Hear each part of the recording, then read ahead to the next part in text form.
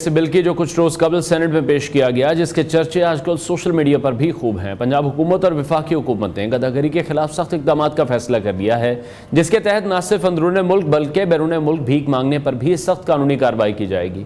पंजाब में गदागरी एक्ट के तहत किसी भी फर्द, ख्वाह वो बड़ा हो या छोटा, उसको भीख मांगने की इजाज़त नहीं होगी, चाहे वो ज़ाती ज़रूरियात के लिए हो या फिर किसी फलाही मकसद के लिए। उस कानून की खिलाफ वर्जी पर फौरी FIR दर्ज की जाएगी और भिखारी को गिरफ्तार भी किया जाएगा। इसी हवाले से मजीद बात करेंगे माहिर कानून वकास अब्रेज ने हमें ज्वाइन किया। वकास, बहुत शुक्रिया हमें शो में ज्वाइन करने के लिए। आप क्या समझते हैं, क्या ये जो कानून बनाया जा रहा है हकीकत में ये कवानीन लागू भी हो सकेंगे?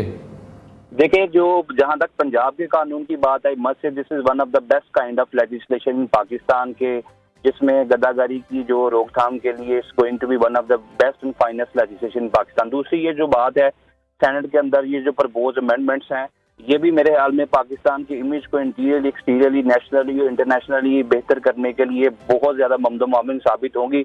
जहां तक ये बात है कि क्या ये जो है प्रैक्टिकली प्रैग्मेटिकली इनफोर्सेबल होंगी, इम्प्लीमेंटेशन जो है वो यकीनी बनाई जाएगी। This is going to be the burning question on the tip of every tongue in Pakistan, जो कि 1958 से ये कानून मौजूद था।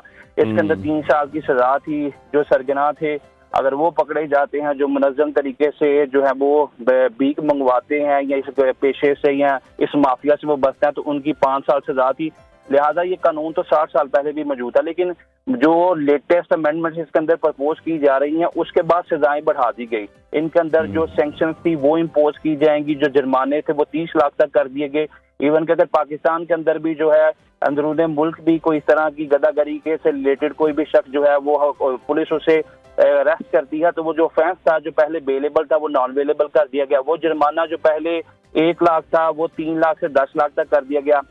लिहाजा मैं ये समझता हूँ कि अगर प्रैक्टिकली प्रैग्मेटिकली से इन्फोर्स किया जाए तो पाकिस्तान के अंदर ये जो कानून है, ये गदागरी की कमर को तोड़ देगा, बल्कि इसके इंसदाद के लिए और इसको कला कमा करने के लिए बहुत ज्यादा फ्रूटफुल साबित होगा। लेकिन वकास, आप क्या समझते हैं इस हवाले से? क्योंकि प्रॉब्लम फिर ये है कि जो लोग सिग्नल्स पर खड़े होंगे, सड़कों पर, चौराहों पर खड़े होंगे, उन्हें शायद अरेस्ट कर लिया जाएगा, लेकिन जो भिखारी माफिया है, इनके सरगना है, आपको लगता है उनके खिलाफ मौसर कार्रवाई करने तक फिर कुछ नहीं होगा?